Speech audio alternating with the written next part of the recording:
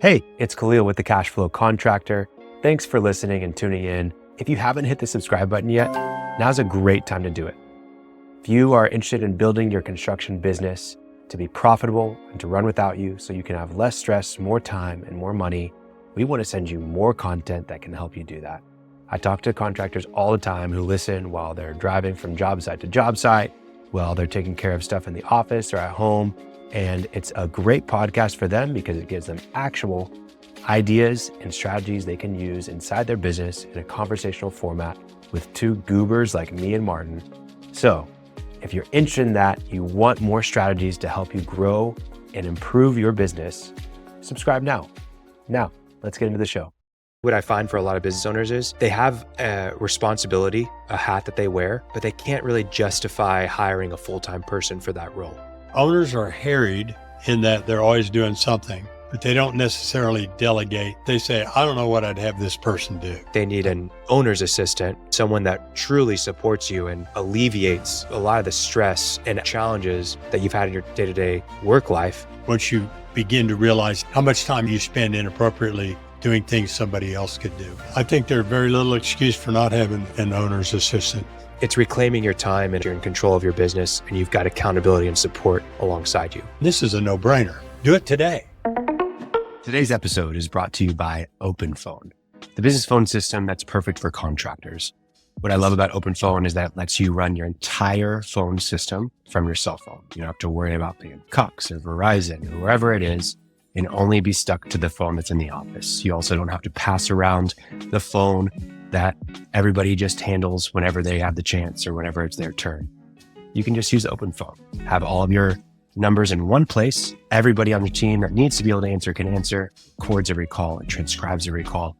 And as we get into the age of AI, there's so much you can do with all of your recorded calls. You can now train new employees.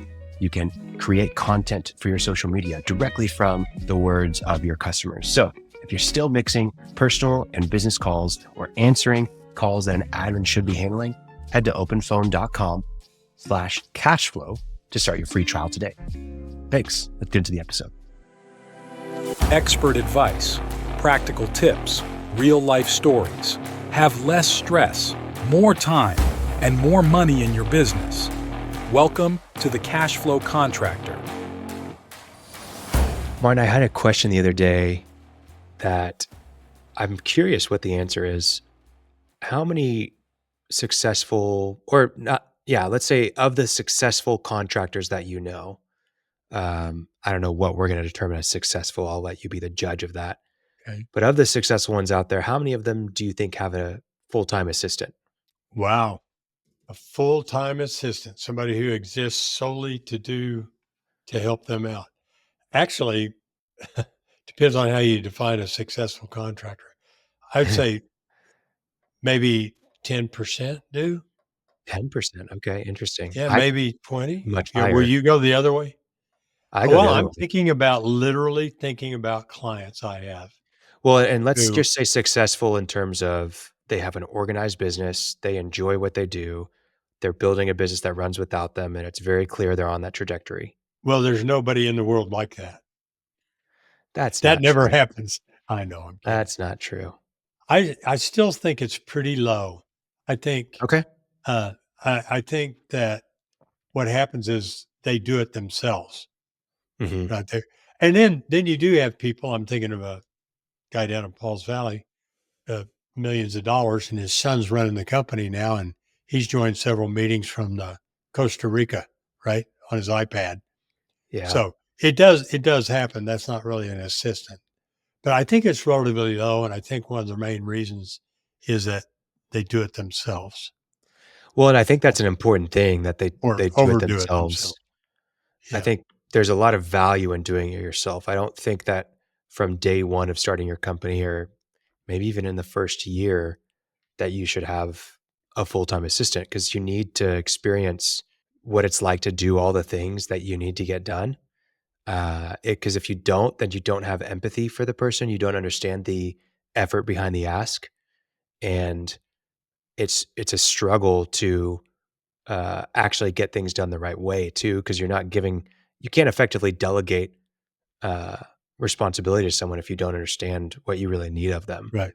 So Right. I think there's a lot of value in that. But I also think the best business owners out there are using delegation, and they're using it very effectively.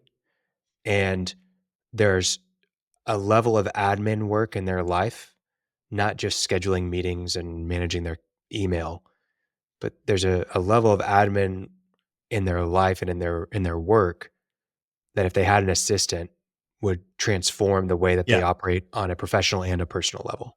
I want to be clear here that successful business owners that I'm thinking of do delegate, Yeah. but they don't necessarily delegate their duties, their schedule, their email, their time they spend on sales, the time they spend talking to bankers or lawyers or, you know, Yeah.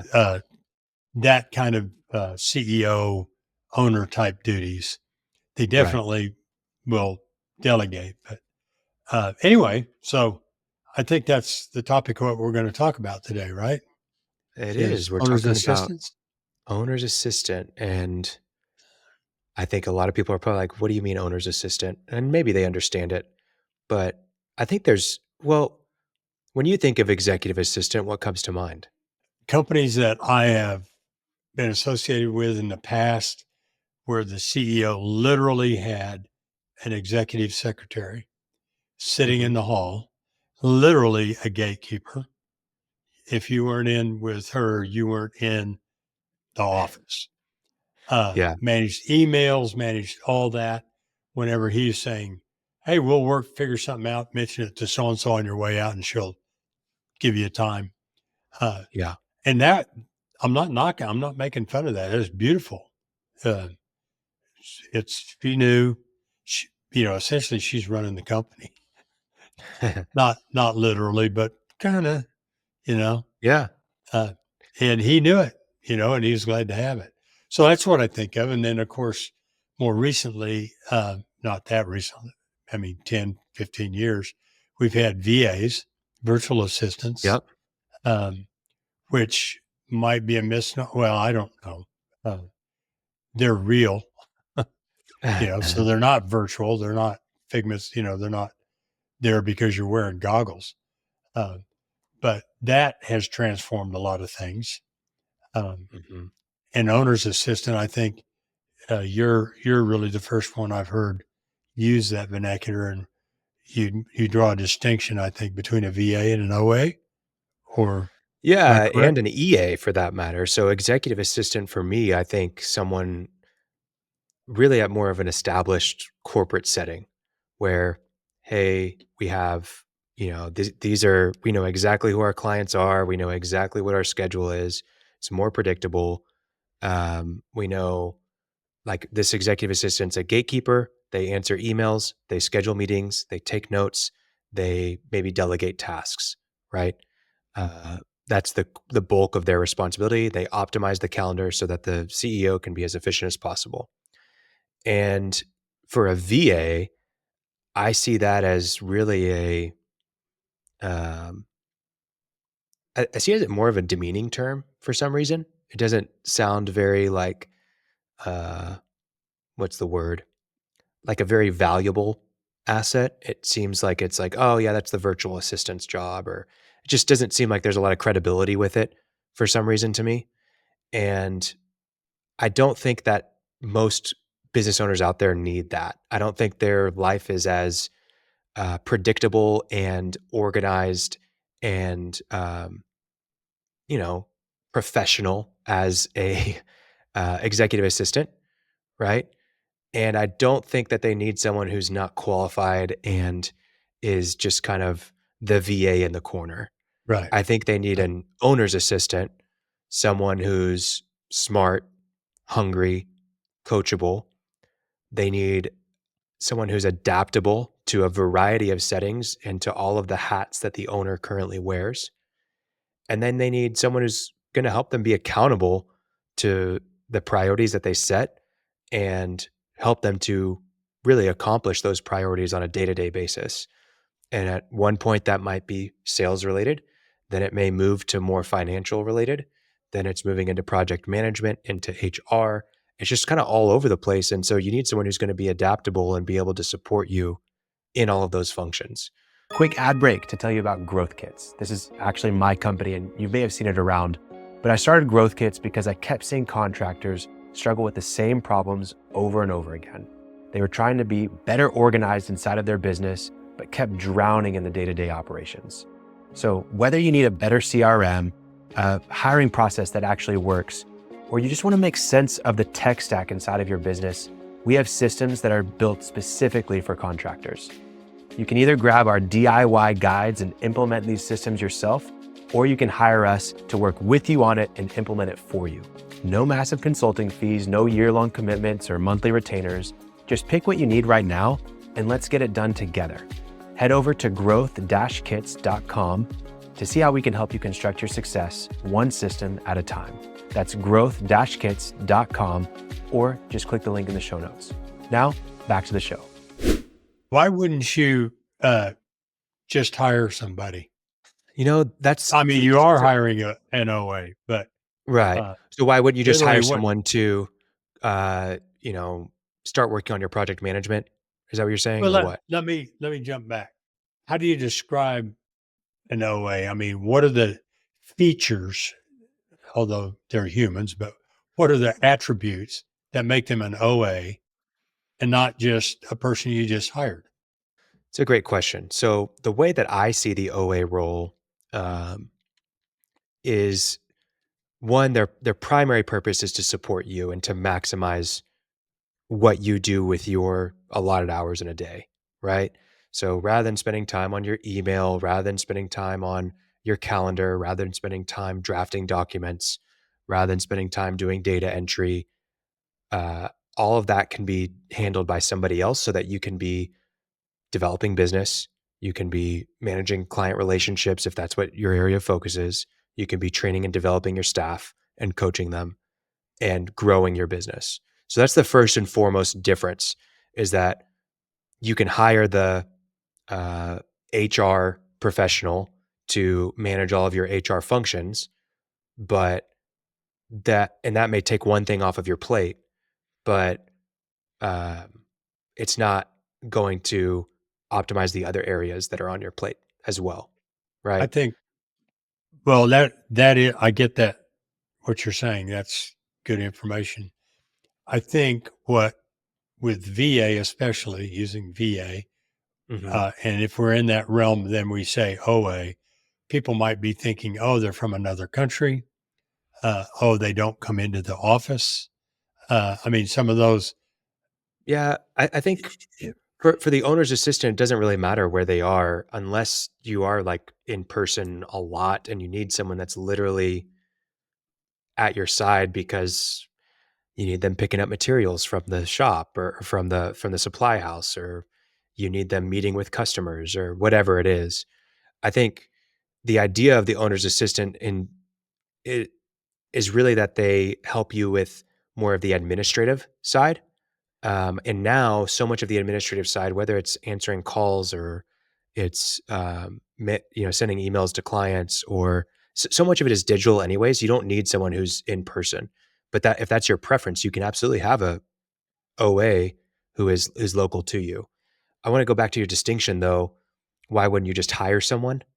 And that's it. Typically what I find for a lot of business owners is they have a responsibility, a hat that they wear, but they can't really justify hiring a full-time person for that role, right? And they could go and outsource it to a different company, and maybe that is the best option, but that's not Different always the easiest thing to company. do because what's that?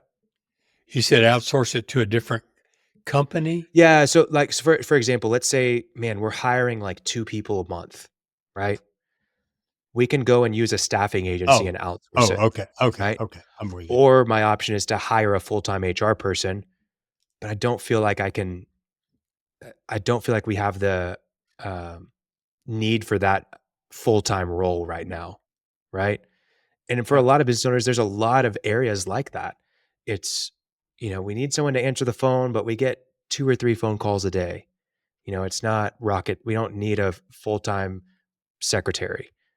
We need someone to do our to manage our CRM and to do data entry in there and make sure that everything's organized and up to date. But we don't have a full-time role for that. We need to start posting jobs to Indeed, but we don't have a full-time role. We don't have a full-time role for that. There's all these hats that the owner is wearing and effectively taking responsibility for, but they're not uh, they're not such a big responsibility that it requires a full-time role. And it's maybe not something that they have the overhead availability to hire a full-time role for that.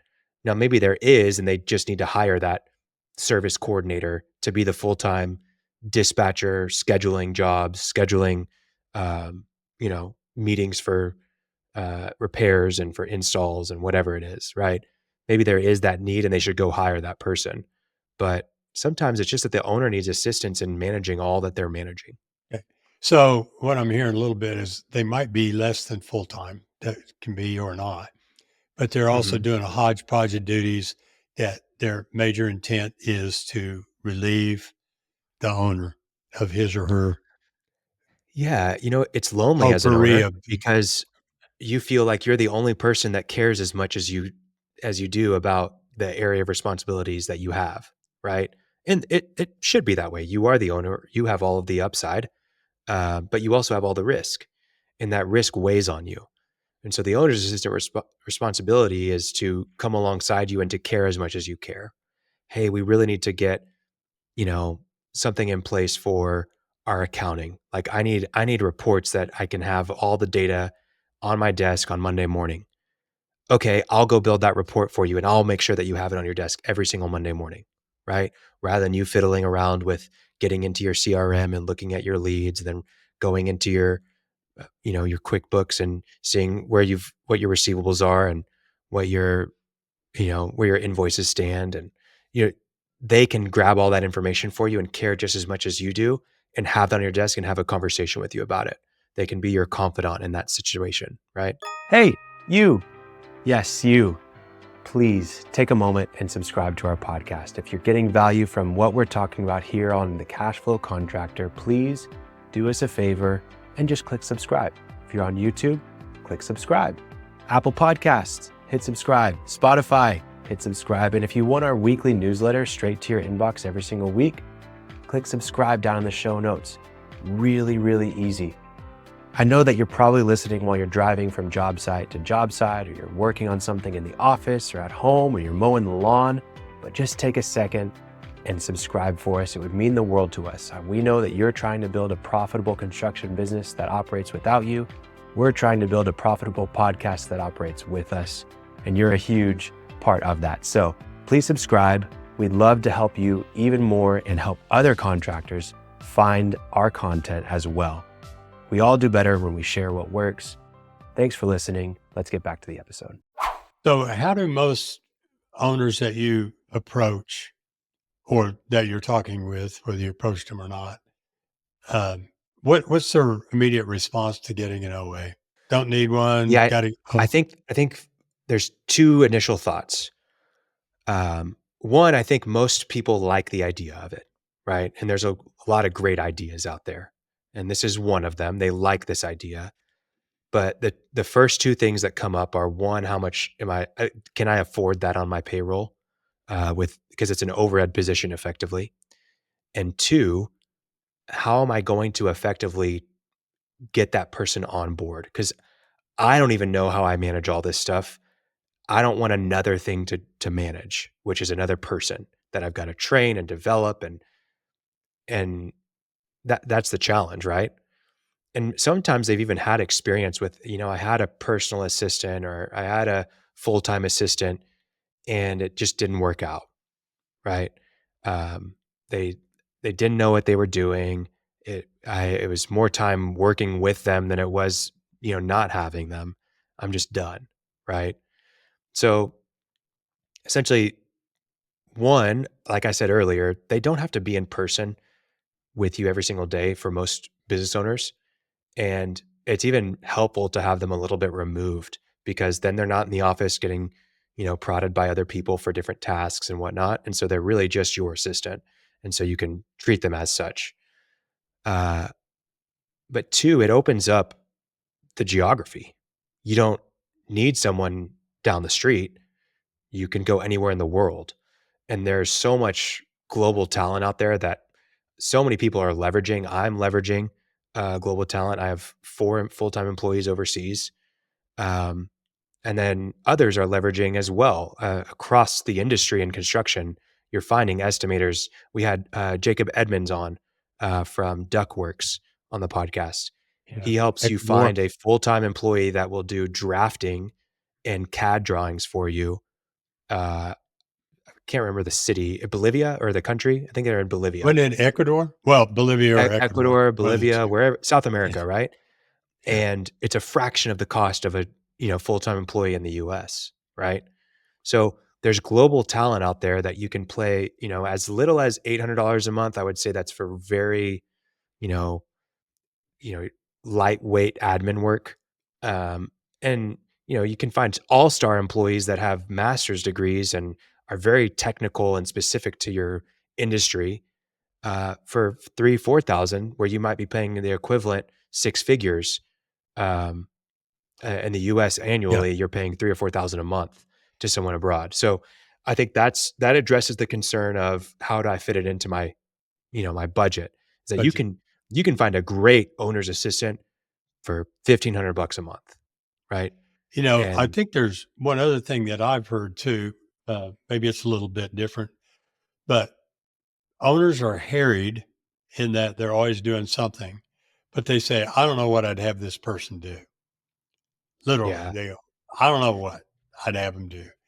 And I know Tom Reber, whom we had on last year, he said, just get your assistant, give them your schedule and your calendar and go from there. But yeah, what do you that's say? I mean, what all can they do? Some specific, oh, yeah. Oh, yeah. People listening to this might be thinking, and that same thing. I do a lot of things, but I don't know, how's somebody going to take over my email? How are they going to take my phone calls? How are they going to Mhm. take my schedule? They don't know where I am. How are they going to do all these things?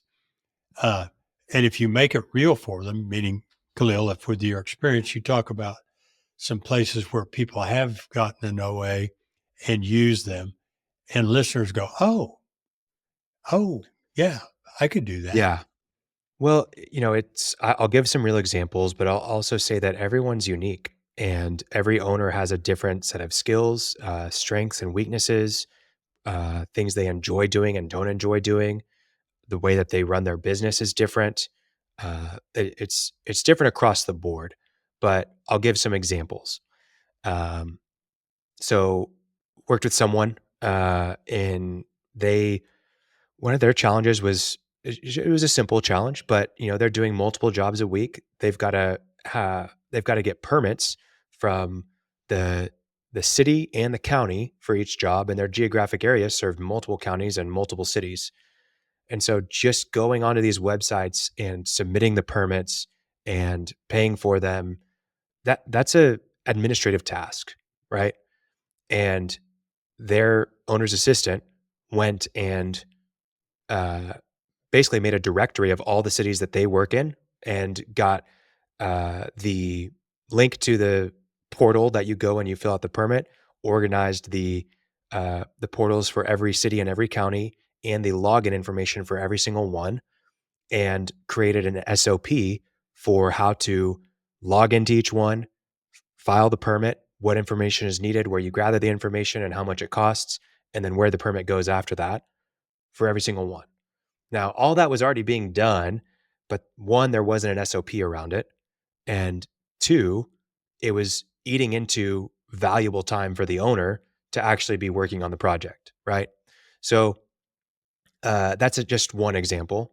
I already mentioned another one of our clients has their assistant create a CEO packet every single week, right? Where every single week they've got all the numbers they need to measure the health of their business, from marketing KPIs, sales KPIs, project management KPIs, financial KPIs. They're all inside this one packet, and their owner's assistant spends 2-3 hours gathering all this data from different tools and softwares they use, and from individuals that are heads of departments and inside their company, and puts them into this packet that's on their desk every Tuesday, right?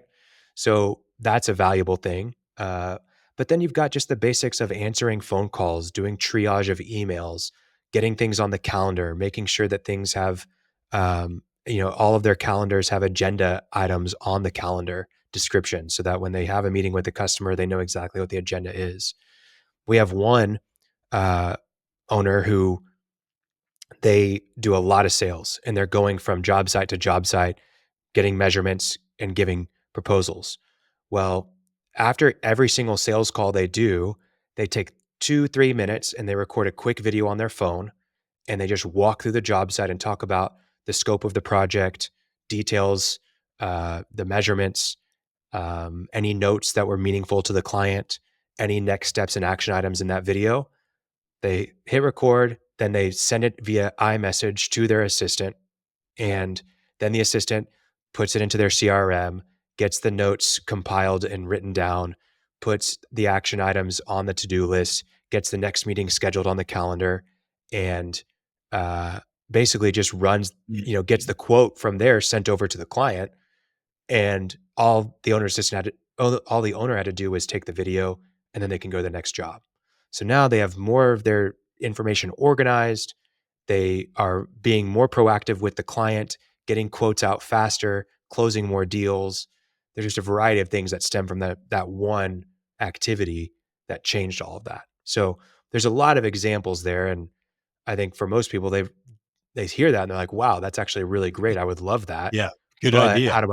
how do I get there? Right? Quick ad break. If you're like most contractors I talk to, you're probably drowning in day-to-day operations. I see it time and time again. You're wearing too many hats and there's no way off of the hamster wheel. That's exactly why I put together a free guide. It's called 24 Things You Need to Hire the Perfect Assistant. Now, I put this guide together to help any small business owner delegate over 50% of their current workload and buy back 20 hours of their time. And you may think that's unrealistic, but the most successful contractors I know all have one thing in common: a full-time assistant who helps them run their business. And this guide walks you through everything you need to know about finding and training the perfect assistant, from creating clear expectations all the way to building out the right systems. It's not a fluffy PDF, it's really to the point, but it's still over 35 pages of actual practical steps that you can use right now. I've included templates, examples, and real processes that we use to help other contractors implement the right executive assistant. So the link for this guide is in the show notes. You can click it and download it. It'll be sent right to your email. Now, back to the episode. So really, it starts with understanding you and your role, right? So you have to effectively outline your role and responsibilities, right? And even more than that, what your personality is, where your weaknesses are, your strengths are, what you enjoy doing, what you don't enjoy doing, what habits you have. And then what are the hats that you wear? And you basically do inventory on yourself. And you can do that by doing a time audit. Start tracking your time personally on your calendar. Where were you every minute of every day for a week, a month, however long you want to do it. And then that's essentially your roadmap for what you need to start thinking about delegating and creating for your owner's assistant, right? That's where you usually start. But most owners are aware enough of like, these are the things that I hate doing that I have on my plate right now. Now, here's what takes up most of my time. It could be that, I spend so much time doing estimates, right? Where if someone could not do the estimates for me, but tee me up essentially for the estimates, where all of the legwork of gathering all the information I need to do the estimate is just right in front of me, where I click a link and then it's there. I could do my estimates in 15 minutes rather than 45 minutes, right? So you can figure out what those things are over time just by doing a time audit and just doing some inventory on yourself. And that should build the roadmap for what you need your owner's assistant doing. One thing, just an observation, and I'm not sure that it would hold up under deep scrutiny, but most of the OAs and VAs and EAs that I've come in contact with, All the A's. The ones, most of them, not all of them, tend to be overseas, and they tend to be really diligent because they really want that job. Now, It's a great that's point. well, it's probably not valid. It's a Well, stereotype, but it's it's it's something all I've relative is what it is. yeah, Maybe they aren't the most diligent in the world or whatever, but are they more diligent than the equivalent in the US? And that's something that you run into. If you're going to find a really good assistant in the US, one, most likely they're already taken. But if they're not taken, two, you either have to be paying them a lot or you got to understand that this is a stepping stone for them. This isn't the long term, right? Because if you're a really good assistant in the US, people hold on to you and they know how much you're worth and they pay you. You, I mean, the best assistants that I know, like I know one here that lives in Norman, Oklahoma, well over six figures to be the executive assistant for who they're the executive assistant for. But I'm telling you, like that person could run the company. you're worth it. Yeah. Yeah, Yeah. they're that Yeah, and good, right? it probably is. It just is somebody. It's just been my experience with uh, all of them are called VAs with the people I'm thinking of. They really want that job, and like you Well, and said, I'll tell you why. So I said $1,500 a month for a good OA. The equivalent job in their home country, depending on where they're at. I mean, if you're in Southeast Asia, it's much, much less. If you're in Latin America, it's a little bit more. But like I've got family in Morocco and they're dying for jobs that make $150 a month. Like that's like finally I got employed, right? right? And Yeah, then 400 bucks a month, like I need to keep this job. So then you start introducing numbers like $1,500 a month and they're like that's not real, right? And I'm remote, like I get to work from home, yeah, like that doesn't exist. Oh, it's for an American company and I get paid in US dollars? This is yeah, like a dream come true. So yeah, they want to keep that job. Now, it's not like that in every country, but I know in Latin America, a standard like monthly salary, if you were going to average it out across Latin America, 900 bucks for an assistant in Latin America. But I mean, you can find someone for 1,500 that is fluent in English, can answer the phones, knows software really well, and is tech savvy, can, completely optimize your workflows, can, effectively delegate your emails and can route and dispatch employees to different jobs, can call customers and confirm details and get things on the schedule. I mean, there's a lot that they can do. So, um, that I think that when you've combined the value they can bring to you with the cost that it would cost you and with the benefit that they're seeing and that they get to work for the US company, get paid in US dollars, have a more stable job and get a pay raise. Yes, they're a little bit more diligent than the equivalent here in the US that you're paying $36,000 a year and all they can think about is what job is coming next, right? right. So, yeah, there's definitely value in going the global route. What do you say? Because I have heard this objection a number of times that we're taking American jobs and giving them to some foreigners for a cut rate price, beating an American out of their job. Yeah. What do you say?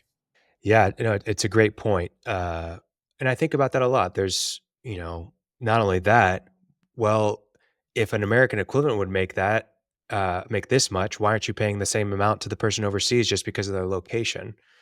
Well, it's not like you're taking advantage of them. The people are happy to be making that much money, right? Relative, they're excited. But then relative in the US, if you can't find someone that's willing, capable, and eager in the US, I have no problem with going overseas, right? It's just like it's the same reason why a lot of the people that pick fruit in the US and do construction in the US and all the other things aren't from the United States, right? It's no different. We're outsourcing those jobs, but we're bringing those people in. It's the same reason why people that work on cruise ships are not from the US because no one wants to do that from the US, but it's an opportunity for someone else, right? So that would be my response. Yeah. And I think it's valid. You're equalizing prices around the world. What arbitrage is taking advantage of different prices Yeah. at different locations at the same time. And that's how you bring up the world standard of living as well. I know Yeah. people will object, say you're bringing ours down. I said, well, right now the problem is you can't hire people. It's not, you know, although I Yeah. hear all kinds of, give me a living wage and all that. So anyway, we Well, don't need to get into it's all of that the right now. market determines the market determines the wage, right? And Yeah. I think when Not, people are not coming, if, not if you're making a political point. sure. No, the market should determine the wage, and I think expectations for people coming out of college is not in line with the market typically. I interviewed someone a couple of years ago for a job that we had just, we needed to hire, and we just lost a person about 50, 60K a year. And their expectation was that they'd be making six figures. And that's just not in line with what our company had, but also what the market had, because we found someone, right? But Yeah. that it's just not realistic. So I think finding places where you can leverage arbitrage, you can leverage the talent that's global. And it's important to say that a lot of these people that are global have sometimes master's degrees. They have experience Oh, working with American companies already. They've been, you know, for years, decades, companies like Deloitte and Accenture and Bain outsource a lot of work to the Philippines, Latin America, South Africa, all over the world, and leverage the cost savings. And these people are very trained, educated, professional that you're finding. It's not, and yeah. I they're had very a fluent in English. foreign, a former client who had about 150 employees in Pakistan, but he had available radiologists to read X-rays, cardiologists also, architects, civil engineers, mechanical engineers. Now, if you get a stamp from a civil engineer in Pakistan, it's not going to do for your permit here, but it tells you whether or not you can build a building or put in the beam or knock out the wall. Um, and so, anyway, you were getting some really, really, really talented people with PhDs and MDs, and for a fraction of the price, you know, Yeah. reading And X-rays. the reality is just in a lot of these countries that you pull from, the economies are different and they have highly skilled labor, but they don't have enough opportunity. And they Yeah, have to look overseas to find the right opportunities. And so you're going to find some really talented individuals. But you know, that's just one of the options to you. You can find talented individuals in your hometown where you are right now if you want someone local. It does not have to be global.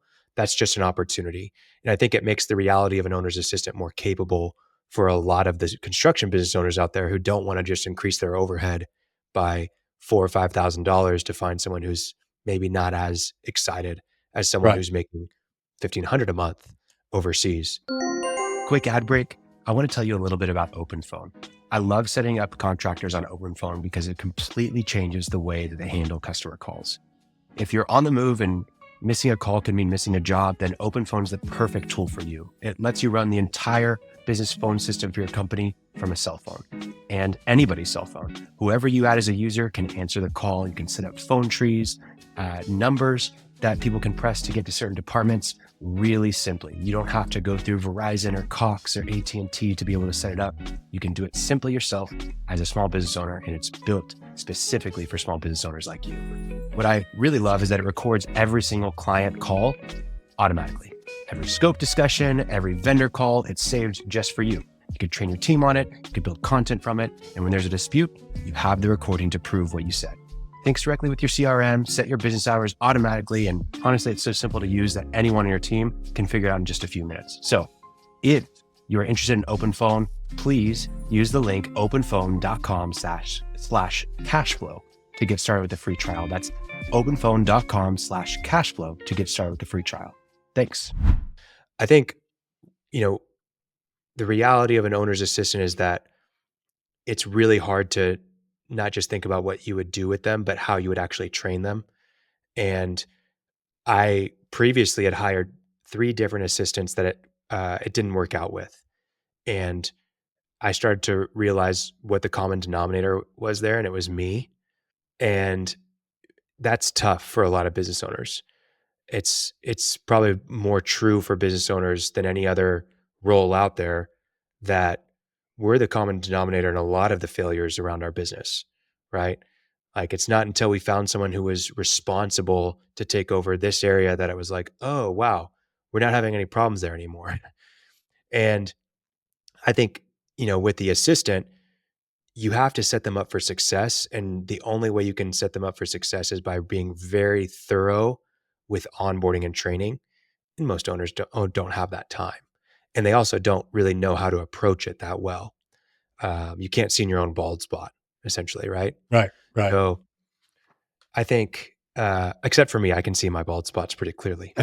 So with that, I mean, basically, we've created an owner's assistant growth kit. And really, it's not just about sourcing the right candidate, setting up the role in the right way, with a thorough job description and duties, and a roadmap for what responsibilities will be eventually delegated. But beyond that, it's 90 days of support for that role, where there's a weekly meeting with your owner's assistant, training them on what it's like to work with an owner, what it's like to work inside of a construction company, what are the priorities that need to be worked on, and kind of coaching and guiding them through all those responsibilities. It's also establishing rhythms that will set you up for success. Like, you need to be providing regular feedback, and that's not just going to happen on a whim in the middle of your day, but it's going to be something that you schedule on the calendar, that we meet every single morning to have a phone call, or we meet at the end of the week and do a recap of, what were the best things that happened this week, or you're going to time block on my calendar time for us to work on a project that's maybe not urgent, but extremely important to the business, meaning we're going to audit our tech stack together. We're going to create a process for, onboarding new customers, because we're not doing a good job at that. We're going to create content for our marketing together, whatever it is. We're going to do a deep work session together as a practice, and you're going to schedule that on my calendar. We go through all those different rhythms and practices with your owner's assistant. And we do that for 12 weeks. We meet once a week. And then we also have another meeting with you and your owner's assistant to figure out how it's working, to figure out what's not working, to see what we need to implement, to see what the next priority is, to really flesh out this role, so that after, 30 days of discovery and sourcing and hiring, and then 90 days of actually onboarding and training very thoroughly and intentionally, you have someone that truly supports you and alleviates a lot of the stress Right. and admin work and challenges that you've had in your day-to-day work life, which in turn transforms how you come home after the workday. So it's reclaiming your time, and it's bringing you back to a place where you're owning your business, you're in control of your business, and you've got accountability and support alongside you. Yeah. I think there's very little excuse for not having an owner's assistant. Um, once you begin to realize how much time I don't want to say waste, but you spend inappropriately doing things somebody else could do. Yeah. One of the things I Well, routinely ask my clients, and I listen not just to what they say, but how quickly and vigorously they say it. But I say, if you hired a guy and you didn't have to do that, what could you do? And if they come out, oh my God, I could jump on sales and we could really, and off they go. Then I say, well, then this is a no-brainer. Just do it. yeah. Do it today. I mean, that's rhetorically Yeah. speaking. If you If know there's all what this you would do, hesitation, then they got to figure it out first. yeah, if you know what you would do with extra time, it means that you It's not, probably, there's not a lot of value in what you were doing, at least for yourself. Not that it's not valuable to your company, but it's probably not best suited for you if you would be doing something else, right? So go and do that. Now, also, I'll say, don't delegate the things that are your secret sauce, right? Like, if you are crushing it at sales and you do it better than anybody in your company, you doesn't mean that you should necessarily hire a sales manager. Like, keep doing you. Like, get yourself off of projects and get yourself into the sales booth, right? So, um, I think a good way that we can wrap this up is we've got this resource called 24 things that you need to effectively hire, onboard, and train a rock star executive assistant, right? And we call it executive assistant because that's the popular term out there, but it's effectively an owner's assistant. And it's this PDF resource. It's worth money. We're giving it away for free, and it won't be forever. Essentially at some point we're going to start charging money for this, but for right now it's free. And if you want it, we'll put a link in the show notes, and people can download it. It walks you through everything from how to source the right candidate and how to outline the role, and then all the different ways that you can outline how to onboard and train this assistant. And it's very thorough. So we'll put that in the show notes. People can download that. It's great for construction specifically. It covers a variety of areas, and I think you'll find a lot of value in it. And probably here in like a month, maybe less, we'll start charging for that. So, yeah, I appreciate you talking about this today, Martin. Super. Is there anything else that Yeah. you want to cover for this? No, I think it's got it. It's a valuable, it's a sign of maturity too, when you can take this step. Yeah, for sure. For sure. Well, yeah. Thanks for chatting today, Martin. Listeners, if there's things that we didn't cover, you have questions about, you can leave a comment on YouTube, or you can reach out to us via email in the show notes. And we hope that you've found value in this conversation. It's maybe helped you to think differently about having an assistant, about hiring globally, or about how you onboard and train employees. So yeah, thanks for talking, Martin. Okay, thanks. See you, Khalil. You made it to the end of the episode, but before you go, if you found yourself thinking about growing your construction business while listening today, I want to share something with you. It's called our 24 Things to Hiring and Training the Perfect Executive Assistant for Your Construction Business. And it's a free guide that we've created. It's not theory. It's what we actually use to help contractors hire the perfect executive assistant. And really, we help you find ways to delegate over 50% of your current workload and get back 20 hours of your time every single week. You didn't start your construction business to just be doing admin work, to be buried in paperwork and endless admin tasks. This is the guide that shows you exactly how to find and train someone who can actually take all that weight off of your shoulders. So this is a real actionable, great PDF that has templates and processes. It's really, really great. And I want you to check it out, even just to get your feedback and how we can make it even more valuable. But I know that you're gonna love it. The link is in the show notes. Please download it. We'd love to see how much of an impact it makes on you and your business. Thanks for listening to the full episode. Check out the guide. It's free. No reason to hesitate. No reason to wait. Download it now. And before you go, I just want to ask for your gracious subscription to our podcast. So if you have 2 seconds, it means the world to us.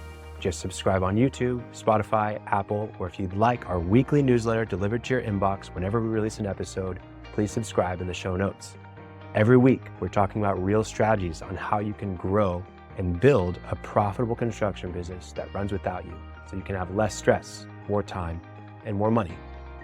Click subscribe wherever you listen to the show, and thank you again for checking out the Cashflow Contractor. See you on the next episode.